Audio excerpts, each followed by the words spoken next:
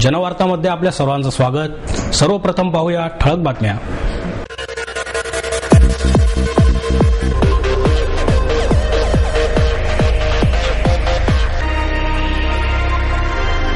पानिपतचा रणसंग्राम हे देशाच्या एकात्मतेचे प्रतीक आहे। ज्येष्ठ कादंबरीकार विश्वास पाटील यांचं मत। काँग्रेस आणि राष्ट्रवादी काँग्रेस आघाडीशी घेतलेला काडीमोड निश्चितपणे कायम। युतीबरोबर जाण्याबाबत सध्या निर्णय नाही। आरपीआयचे अध्यक्ष रामदास आठवले यांची घोषणा। प्रशासकीय सेवकांनी सज्जनांचे रक्षण आणि दुर्जनांचा नाश करावा, माजी सनदी अधिकारी अविनाश धर्माधिकारी यांचं प्रतिपादन। शिवसेना आणि समर्थ मराठी संस्थेच्या वतीने मराठी आठवड्यानिमित्त मराठी गाडी मराठी क्रमांक या उपक्रमाचे आयोजन। पुणे श्रमिक पत्रकार संघाच्या वतीने पत्रकारांच्या लेखणीतून आलेल्या लेखणीची फुले या कविता संग्रहाचे प्रकाशन। आणि गुणवत्ताधारकांसाठी विद्यापीठांनी विशेष प्रयत्न करायला हवेत, खगोलशास्त्रज्ञ डॉक्टर जयंत नारळीकर यांचं मत। पानिपतचा रणसंग्राम हे देशाच्या एकात्मतेचे प्रतीक आहे, असे मत ज्येष्ठ कादंबरीकार विश्वास पाटील यांनी व्यक्त केले। कविवर्य कुसुमाग्रज यांच्या स्मरणार्थ जागतिक मराठी दिनानिमित्त शिवसेनेच्या वतीने देण्यात येणारा पहिला मराठी भूषण पुरस्कार पानिपतकार विश्वास पाटील यांना शिवसेनेच्या पुणे जिल्हा संपर्क प्रमुख आमदार डॉक्टर नीलम गोरे यांच्या हस्ते देण्यात आला। 25,000 रुपये, पुणेरी पगडी, शाल आणि श्रीफळ असे या पुरस्काराचे स्वरूप होते। यावेळी आमदार चंद्रकांत मोकाटे, गटनेते श्याम देशपांडे, शहर प्रमुख नाना वाडेकर, इतिहासतज्ञ निनाद बेडेकर, मराठी साहित्य संमेलनाचे अध्यक्ष डॉक्टर द बी कुलकर्णी, ज्येष्ठ लेखक डॉक्टर श ना नवलगुंदकर, डॉक्टर सरोज भाटे, माध्यमकर्मी डॉक्टर विश्वास मेहेंदळे, ज्येष्ठ पत्रकार समीरण वाळवेकर, शहर उपप्रमुख प्रशांत बदे, राजेंद्र शिंदे आदी उपस्थित होते। यावेळी बोलताना डॉक्टर नीलम गोरे म्हणाल्या, सरकारचे मराठी भाषेकडे दुर्लक्ष होत आहे। भाषेच्या विकासाचे काम सरकारऐवजी साहित्यिक, अभ्यासक आणि नागरिकांनी केले पाहिजे, असे मत डॉक्टर गोरे यांनी व्यक्त केले। वर्तमाना इतकेच इतिहासाचे ज्ञान आवश्यक असल्याचे निनाद बेडेकर यांनी सांगितले। मराठी भाषा आणि माणसाला समृद्ध करण्यासाठी जागतिक मराठी दिनानिमित्त दरवर्षी कला, साहित्य, समाजसेवा आणि क्रीडा क्षेत्रात भरीव कामगिरी केलेल्या व्यक्तीचा सन्मान केला जाईल, असे श्याम देशपांडे यांनी स्पष्ट केले। कार्यक्रमात मराठी भाषा काल, आज आणि उद्या या विषयावरील परिसंवादाचे आयोजन करण्यात आले। यात डॉक्टर द बी कुलकर्णी, डॉक्टर श ना नवलगुंदकर, डॉक्टर सरोज भाटे, डॉक्टर विश्वास मेहेंदळे यांनी सहभाग घेतला। काँग्रेस आणि राष्ट्रवादी काँग्रेस आघाडीशी घेतलेला काडीमोड निश्चितपणे कायम आहे। युतीबरोबर जाण्याबाबत सध्या निर्णय नाही, अशी घोषणा आरपीआयचे अध्यक्ष रामदास आठवले यांनी केली। पक्षाच्या पुणे विभागातर्फे बीजे मेडिकल कॉलेजच्या मैदानावर निर्धार मेळाव्याचे आयोजन करण्यात आले। या मेळाव्याला नामदेव ढसाळ, प्रीतमकुमार शेवगावकर, एमडी शेवाळे, परशुराम वाडेकर, हनुमंत साठे आदी उपस्थित होते। यावेळी काही पक्षातील कार्यकर्त्यांनी रिपब्लिकन पक्षात प्रवेश केला। 20 वर्षांपासून आपण काँग्रेस राष्ट्रवादीशी एकनिष्ठ राहिल्यानंतरही आमच्यावर अन्यायच करण्यात आला। दलितांवरील अन्यायही आजतागायत कमी झालेला नाही।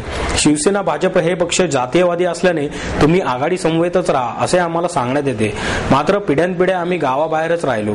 आम्हाला जातीयवादाबद्दल सांगताना पुण्यात मात्र जातीयवादी पक्षांशी युती करून सत्ता मिळवत महापौर आणि उपमहापौर ही पदे आघाडीने पदरात पाडून घेतली, अशी टीकाही आठवले यांनी केली। राज्य सरकारने 2009 पर्यंतच्या झोपड्यांना तातडीने मान्यता द्यावी, अन्यथा सरकारने खुर्ची खाली करावी। महागाईच्या प्रश्नामुळे जनता हैराण झाली आहे। केंद्र सरकारला महागाई कमी करता येत नसेल तर त्यांनी सत्ता सोडावी। झोपडपट्टीवासियांच्या प्रश्नासाठी रिपब्लिकन पक्ष रस्त्यावर उतरणार असल्याची घोषणा आठवले यांनी केली। आज यहाँ मैं अपने दुश्मन को सुलाने के लिए यहाँ आया हूँ, दलितों को उनका हक दिलाने के लिए मैं यहाँ आया हूँ। या सरकारमध्ये एक आहे साधा आणि दुसरा आहे दादा। या सरकारमध्ये एक आहे साधा पण दुसरा आहे दादा। पुरा करतो मी तुमचा वादा, पुरा करतो मी तुमचा वादा। आता तरी लागू नका तुम्ही काँग्रेस राष्ट्रवादीच्या नादा। एक तर आपण सगळे कार्यकर्ते, बंधू भगिनी या ठिकाणी अत्यंत निर्धाराने या ठिकाणी आलेलो आहोत। देशाला स्वातंत्र्य मिळून जवळजवळ 64 वर्ष होत आली, परंतु अजूनही या ठिकाणी उपाशी तापाशी माणूस मरतो. महागाईनं सगळा देश गिळंकृत केलेला आहे. देशातली 80-85% जनता उद्ध्वस्त होत आहे. बेरोजगारांना रोजगार मिळत नाही अशा पद्धतीची परिस्थिती आहे. आम्ही त्यांच्याबरोबर होतो. धर्मनिरपेक्ष विचार म्हणून आम्ही त्यांच्याबरोबर गेली 20 वर्ष आम्ही होतो. आम्ही ज्या मागण्या केल्या त्या मागण्या काय पूर्ण झाल्या असतील. पवार साहेबांनी मराठवाडा विद्यापीठाला बाबासाहेबांचं नाव दिलं, चांगली गोष्ट केली त्यांनी. परंतु आपण पाहतो आहोत की या मनमोहन सिंगचं सरकार असेल की या पृथ्वीराज चव्हाण आणि अजितदादांचं सरकार असेल, महागाई कमी होत नाही आहे. साठेबाज मोठ्या प्रमाणामध्ये साठेबाजी करतायत. पेट्रोल डिझेलमध्ये भेसळ होते आहे. यशवंत सोनावणेंसारख्या अधिकाऱ्याला जाळून मारण्याचा प्रयत्न होतो आहे. भगिनींवरती बलात्कार करण्याचा प्रयत्न होत आहे. दलितांवरचे अत्याचार कमी होत नाही आहेत. आम्ही तुमच्यासोबत आहोत. होतो आम्ही तुमच्यासोबत गेली 20 वर्ष. बाबासाहेबांचा विचार म्हणून आम्ही तुमच्यासोबत होतो. शिवसेना भाजप जातीवादी म्हणून आम्ही गावागावात जाऊन आम्ही बोंबलत होतो. बाळासाहेब ठाकरेंना जाऊन मी भेटून आलो. आम्ही काय अजून त्यांच्याकडे गेलो नाही. जाण्यासाठी तिकडे मी गेलो नव्हतो. पण त्यांनीच आम्हाला सांगितलं की आठवलेजी तुम्ही आता आमच्याकडे या, तुम्हाला तिकडे काही मिळत नाही. मी त्यांना सांगितलं की आम्हाला कधीच काय मिळत नाही. आम्ही पिढ्यानपिढ्यापासून असेच गावाच्या बाहेर बोंबलत बसलेलो आहोत. अरे आम्ही गावाच्या बाहेर जाऊत अजून. कायद्यानं जाती गेल्या पण माणसांच्या मनातल्या जाती जात नाही आहेत. प्रशासकीय सेवकांनी सज्जनांचे रक्षण आणि दुर्जनांचा नाश करावा असे प्रतिपादन माजी सनदी अधिकारी अविनाश धर्माधिकारी यांनी केले. निनाद संस्थेच्या वतीने स्पर्धा परीक्षेत यशस्वी झालेल्या गुणवंत उमेदवारांचा सत्कार करण्यात आला. या प्रसंगी माजी खासदार प्रदीप रावत, नगरसेविका शुभदा जोशी, क्षेत्रीय अधिकारी सुनील केसरी, रंजन पिंगळे आदी उपस्थित होते.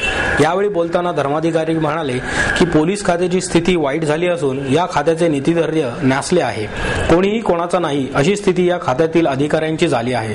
त्यामुळे पुढील काळात काम करताना तुम्हाला अनेक भ्रष्ट अधिकाऱ्यांबरोबर काम करावे लागणार आहे याची जाणीव ठेवा. नाकासमोर पाहून चालणाऱ्या व्यक्तीला राज्यघटनेचे संरक्षण असते. त्यामुळे कोणाचा एकही पैसा न घेता केवळ शासनाने दिलेल्या पगारावर समाधान माना असेही त्यांनी सांगितले.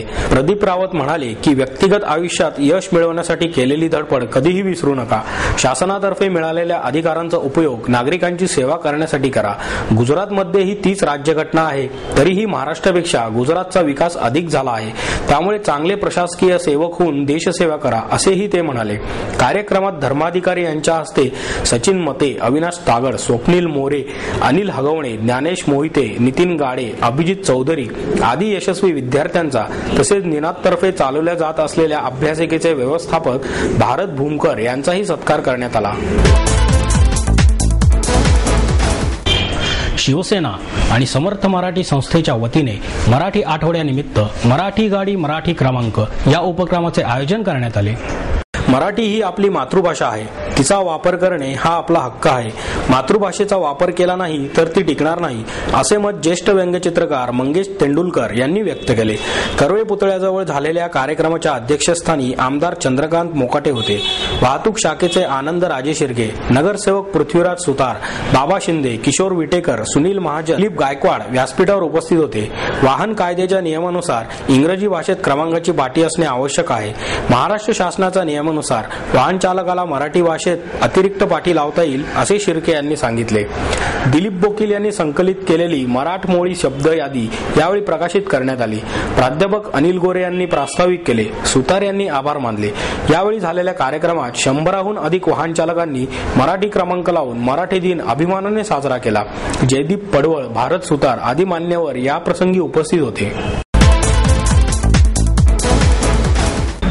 पुणे श्रमिक पत्रकार संघाच्या वतीने पत्रकारांच्या लेखणीतून आलेल्या लेखणीची फुले या कविता संग्रहाचे प्रकाशन करण्यात आले. यावेळी पत्रकार संघाचे अध्यक्ष श्याम दौंडकर, सरचिटणीस संतोष कुलकर्णी, पुणे पत्रकार प्रतिष्ठानचे अध्यक्ष शशिकांत भागवत उपस्थित होते. बातमीदारी करताना रोजची अनेक भ्रष्टाचाराची प्रकरणे, अन्याय आणि अत्याचार पाहूनही पत्रकारांची संवेदनशीलता कमी झालेली नाही.